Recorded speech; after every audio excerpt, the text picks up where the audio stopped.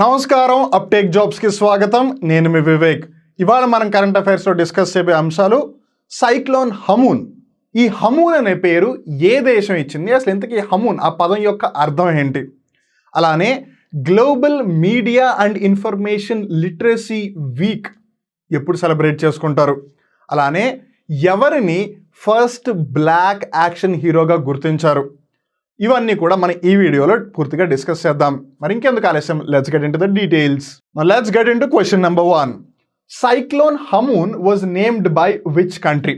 బంగాళాఖాతంలో ఈ హమూన్ అనే సైక్లోన్ వచ్చింది, అది బంగ్లాదేశ్ యొక్క తీరాన్ని తాకింది. ఇక్కడ మనం జాగ్రత్తగా గమనిస్తే ఈ హమూన్ అనే పేరు ఏ దేశం ఇచ్చింది అన్నది ప్రశ్న. సో అరేబియా సముద్రం అవ్వచ్చు, బంగాళాఖాతం అవ్వచ్చు, హిందూ మహాసముద్రం అవ్వచ్చు, సో వీటిలో వచ్చే ఈ సైక్లోన్స్ ఏవైతే ఉన్నాయో వీటికి వివిధ దేశాలు పేర్లు పెడుతూ ఉంటారన్నమాట. సో అలా ఈ హమూన్ అనే పేరు ఏ దేశం ఇచ్చింది అన్నది ప్రశ్న. ఈ హమూన్ అనే పేరు ఇచ్చింది ఇరాన్ దేశం. సో బేసిక్గా ఇరాన్ దేశం ఇచ్చింది కాబట్టి దీన్ని ఒక పర్షియన్ పదంగా గుర్తిస్తారు. ఇంతకీ హమూన్ ఈ పదం యొక్క అర్థం ఏంటంటే temporary dessert lakes.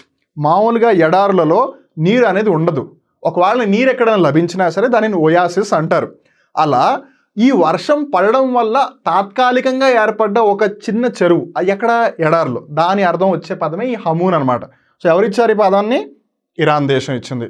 Temporary dessert lake, తాత్కాలిక ఎడారిలో ఉండే చెరువు అని దాని యొక్క అర్థం. Now let's get into question number 2. Who is recognized as the first black action hero? Now this is very interesting and this is very historic as well.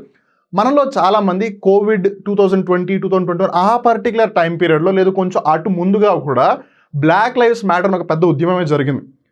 రేసిజంకి అగేన్స్ట్గా ఈ ఉద్యమం జరిగిందన్న సంగతి మనలో చాలామందికి తెలుసు. And it became a world wide movement. ప్రపంచవ్యాప్తంగా ఎంతోమంది నల్ల జాతీయులకి సపోర్ట్ చేస్తూ మద్దతు తెలుపుతూ బ్లాక్ లైవ్స్ మ్యాటర్ అని ఒక రెవల్యూషన్ తీసుకొచ్చారు.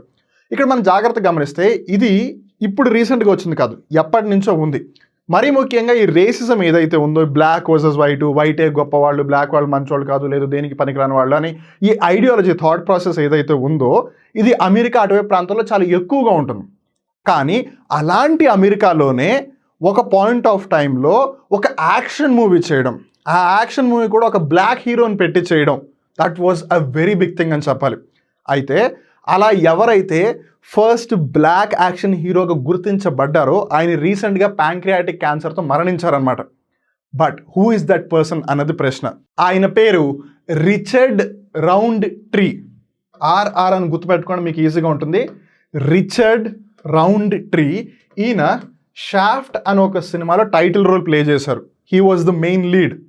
ఆ పర్టికులర్ టైంలోనే ఆఫ్రికన్ అమెరికన్ అంటే చాలామంది నల్ల జాతీయులు అమెరికాకు వచ్చారన్న సంగతి మనకు తెలుసు ఫర్ వేరియస్ రీజన్స్. సో అలా ఆఫ్రికన్ అమెరికన్ లేదు ఆఫ్రో అమెరికన్స్ యొక్క మాస్కులైనిటీ కూడా. సో మీరు జాగ్రత్తగా గమనిస్తే 1960, 1970, 1980, 1990 మన హాలీవుడ్ గురించి మాట్లాడుతున్నాం. సో ఆ పర్టికులర్ టైం పీరియడ్ వరకు ఈవెన్ మన తెలుగు సినిమాలు ఇప్పటికీ కూడా మాస్కులైనిటీ అంటే ఒక విధమైన మాస్కులైనిటీ ఉంటుంది. అంటే మగవాడే గొప్ప, మీసం ఉన్నవాడే మొనగాడు, తొడగొడితే మొనగాడు, ఇలా సంథింగ్ ఒక డిఫరెంట్ ఐడియాలజీస్ ఉంటాయి కదా. అలా ఆఫ్రికన్ అమెరికన్స్ కూడా మాస్కులైనిటీని చూపించుకునే ఒక అవకాశం లభించి హీరోగా గుర్తింపు దక్కించుకుని తర్వాత ఎన్నో రకాల సినిమాలు చేసి ఖ్యాతిగాంచిన పర్సనే రిచర్డ్ రౌండ్ ట్రీ గారు. ఆయన షాఫ్ట్ సినిమాలు నటించారు and he is being recognised as the first black action hero. Unfortunately దురదృష్టవశాత్తు ఆయనకి ప్యాంక్రియాటిక్ క్యాన్సర్ రావడం వల్ల ఆయన మరణించారు. సో ఆయన ఎక్కడున్నా సరే ఆయన ఆత్మకి శాంతి చేకూరాలని కోరుకుందాం. Now let's look into question number 3. Who wins the BWF? BWF అంటే badminton world federation. Abu Dhabi masters 2023 ఎవరు గెలిచారని మేబీ మీలో చాలామంది అనొచ్చు. BWF బ్యాడ్మింటన్ వరల్డ్ ఫెడరేషన్ ప్రపంచం మొత్తం కూడా సంవత్సరంలో ఎన్నో టోర్నమెంట్ కండక్ట్ చేస్తుంది. ఈ టోర్నమెంట్ ఎందుకంత స్పెషల్ అని, బికాస్ ఇక్కడ మనం జాగ్రత్త గమనిస్తే మనం ఉమెన్ కేటగిరీ గురించి మాట్లాడుతున్నాం. ఇక్కడ స్పెసిఫిక్గా ఈ అబుదాబి మాస్టర్స్ 2023 ఉమెన్ సింగిల్స్ కేటగిరీని గెలిచింది ఒక Indian women. And that too చాలా యంగ్ అనమాట. And that's why it becomes very special. ఆ పర్సన్ పేరు ఉన్నతి హుడ్డా. ఈ అమ్మాయికి కేవలం 16 సంవత్సరాలు మటుకే. In fact this is her second BWF title అనమాట. సో BWF ప్రపంచం మొత్తం కూడా వివిధ టోర్నమెంట్ కండక్ట్ చేసి మనం ఆల్రెడీ తెలుసుకున్నాం కదా. సో ఈ సంవత్సరానికి సంబంధించి అబుదాబి మాస్టర్స్ గెలుచుకుంది. పోయిన సంవత్సరం ఒడిషా ట్రోఫీ గెలుచుకుంది. సో ఇప్పుడు అబుదాబి ఏదైతే ఉందో అబుదాబిలో జరిగినట్టు పోయిన ఇయర్ ఒడిషాలో జరిగితే అప్పుడు ఆ టోర్నీ గెలిచింది. ఆ టోర్నీలో గెలవడం వల్ల ఎవరు ఉన్నతి హుడ్డా గారు, ఇప్పుడు 16 సంవత్సరాలు, పోయిన సంవత్సరం 15 సంవత్సరాలే. సో ఆ టోర్నీ ఒడిశాలో జరిగింది, గెలిచినప్పుడు షీ బికేమ్ ఉన్నతి హుడ్డా గారు, she became the youngest Indian to win a BWF tournament. Badminton world federation వాళ్ళు కండక్ట్ చేసే టోర్నమెంట్స్లో ఉమెన్స్ తరపున ట్రోఫీ గెలిచిన అత్యంత పిన్న వయస్కురాలు, అంటే తక్కువ ఏజ్లో ఉన్న మహిళ అనమాట ఉన్నతి హుడ్డా గారు. And she is being termed as the next Saina Nehwal and the next PV Sindhu. మనందరికీ తెలుసు సైనా నెహ్వాల్ గారు అవ్వచ్చు, PV సింధు గారు అవ్వచ్చు, వాళ్ళు ఎంత బాగా ఆడతారు అని. She is being called as the junior Saina Nehwal and the junior PV Sindhu. So అందుకని దీని గురించి ఖచ్చితంగా మనం తెలుసుకొని తీరాలి. So that is the thing. So BWF Abu Dhabi masters 2023 women's ఎవరు గెలిచారు? ఉన్నతి హుడ్డా గారు. Now let's get into question number 4. Who is awarded the White House National Medal for Technology and Innovation and the National Medal of Science? So technology, సాంకేతిక పరిజ్ఞానం, అలానే ఆవిష్కరణ, innovation, వీటికి సంబంధించి, అలానే సైన్స్, ఈ ఏదైతే మొత్తం ఉందో సైన్స్ మొత్తం అన్ని రకాలుగా, అంటే అది బయాలజీ అవ్వచ్చు, ఫిజిక్స్ అవ్వచ్చు, కెమిస్ట్రీ అవ్వచ్చు, వాట్ ఎవర్. సో USA అమెరికాలో సైన్స్ రంగానికి సంబంధించి this is the prestigious medal, అన్నిటికంటే ఉన్నత స్థాయిలో ఇచ్చే మెడల్ అనమాట. ఇది వైట్ హౌస్ పేరు మీద ఇస్తారు. దీన్ని బహుకరించేది ఎవరు అంటే అమెరికా దేశపు రాష్ట్రపతి, US ప్రెసిడెంట్. సో ఇప్పుడు ఈ సంవత్సరానికి ఎవరు బహుకరించారు? జో బైడెన్ గారు. మీరు అనొచ్చు అమెరికా దేశంలో వాళ్ళెవరో ఇస్తే, ఎవరికో ఇస్తే మనం ఎందుకు దాని గురించి డిస్కస్ చేస్తున్నాం. ద ఇంట్రెస్టింగ్ పార్ట్ ఈస్ ఈ 2 పురస్కారాలు ఏవైతున్నాయో 2 కూడా ఇండియన్స్కి లభించాయి. ఇండియన్స్ ఇన్ ద సెన్స్ ఎవరైతే అమెరికా వెళ్ళి సెటిల్ అయిపోయారో ఆ ఇండియన్స్ అనమాట. సో వాళ్ళకి లభించాయి కాబట్టి మనం దాని గురించి డిస్కస్ చేస్తాం. సో ఈ white House National Medal for Technology and innovation ఏదైతే మెడల్ ఉందో ఇది అశోక్ గాడ్గిల్ అనే అతనికి వచ్చింది. మళ్ళీ చెప్తున్నాను, అశోక్ గాడ్గిల్ అనే అతనికి వచ్చింది. ఈ నేషనల్ మెడల్ ఆఫ్ సైన్స్ ఏదైతే ఉందో సుబ్రా సురేష్ గారికి వచ్చిందనమాట. సో ఈ విధంగా White House National Medal for Technology and Innovation Ashok Gadgil గారికి and the National Medal of Science Subra Suresh గారికి లభించింది. And it is a historic thing. దీన్ని బహుకరించింది జో బైడెన్ గారు. Let's come to question number 5. Global media and information literacy week is celebrated on. ఇక్కడ మీరు క్వశ్చన్ని జాగ్రత్తగా ఫోకస్ చేయాలి, బికాస్ వాళ్ళు డే అనట్లేదు, they are saying week. It's వారోత్సవం. వారం రోజుల పొడవునా కూడా ఈ సెలబ్రేషన్స్ అనేవి జరుగుతాయి అన్నమాట. ఇంతకీ సెలబ్రేషన్స్ దేనికి సంబంధించింది? ఒక అవగాహన సంబంధించింది. It is all about awareness. దేనికి సంబంధించిన awareness? Global media and information. So ప్రపంచవ్యాప్తంగా మీడియా అలానే ఈ సమాచార రంగం అనేది ఏదైతే ఉందో అది ఎంత ముఖ్యమైన ప్రముఖమైన పాత్ర పోషిస్తుందో మనందరికీ తెలుసు. Especially relating the geo politics, business, international relations, for various reasons ఈ మీడియా అనేది సరిగ్గా లేకపోతే ప్రపంచంలో ఎన్నో అంశాలు మనకి సరిగ్గా తెలియవు. సో అందుకని మీడియా చాలా చాలా ఇంపార్టెంట్. అలానే ఈ మీడియా ఏదైతే ఉందో ట్రాన్స్పరెన్స్గా ఉండాలి, అంటే పారదర్శకత చూపించాలి, అలానే అకౌంటబుల్గా బిహేవ్ చేయాలి. అకౌంటబుల్గా అంటే జవాబుదారీతనంతో బిహేవ్ చేయాలి. బికాస్ ప్రజలు, సామాన్య ప్రజలు ఎవరైతే ఉన్నారో వాళ్ళందరికీ కూడా ఖచ్చితత్వంతో కూడిన సరి అయిన సమాచారం వెళ్ళాలి, అంటే నిజమైన సమాచారం వెళ్ళాలి. ఆ విధంగా మీడియా పనిచేయాలి. సో అది ఎంత ఇంపార్టెంట్ అనేది అవేర్నెస్ క్రియేట్ చేయడం కోసమే global media and information literacy week అనేది జరపబడుతుంది అనమాట. It is observed. But the question ఏంటి, ఎప్పుడు జరుపుకుంటారు అన్నది ప్రశ్న. అక్టోబర్ నెలలో 24వ తారీఖు నుంచి 31వ తారీఖు వరకు, from October 24th to October 31st is observed as global media and information literacy week. So 2023వ సంవత్సరానికి సంబంధించి గ్లోబల్ మీడియా అండ్ లిటరసీ ఏదైతే ఉందో, లేదు global media and information literacy week, దానికి సంబంధించిన థీమ్ ఏంటి అని అంటే media and information literacy in digital spaces a collective global agenda.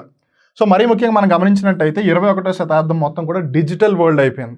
ఈ డిజిటల్ వరల్డ్లో ఏది ఫేకో, ఏది నిజమో, ఏది ట్రూవో మనకేం తెలియట్లేదు. ఇలాంటి పరిస్థితులలో కూడా ఖచ్చితత్వంతో ట్రాన్స్పరెన్సీని, అకౌంటబిలిటీని మెయింటైన్ చేయడం అంత ఈజీ కాదు. అండ్ దట్టు అందరికీ దానికి సంబంధించిన సమాచారం సరిగ్గా అందిస్తూ.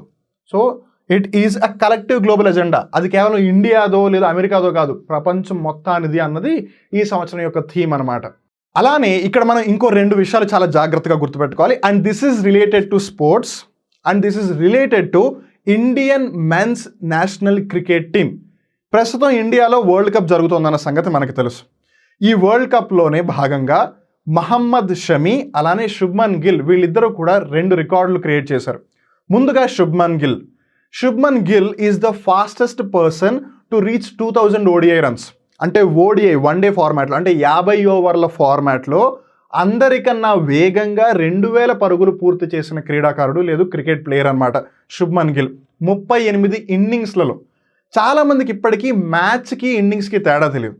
ఉదాహరణకి మీరు ఒక మ్యాచ్ ఆడారు, ఆ మ్యాచ్లో మీరు ముందు ఫీల్డింగ్ చేశారు, మీరు చేజింగ్ చేయాలి, కానీ మీరు బ్యాటింగ్కి రాకపోతే, ఇప్పుడు ఉదాహరణకి కొన్నిసార్లు బౌలర్స్కి బ్యాటింగ్ రాదు, మరి అలాంటప్పుడు వాళ్ళు మ్యాచ్ ఆడారు కదా, వాళ్ళు బౌలింగ్ అయితే చేశారు, బ్యాటింగ్ అయితే చేయలేదు కదా. సో అది ఎలా కౌంట్ అవుతుందనంటే వాళ్ళు మ్యాచ్ ఆడినట్టు కౌంట్ అవుతుంది కానీ ఇన్నింగ్స్ ఆడినట్టు కౌంట్ అవుతుంది. I hope now you're able to get the point.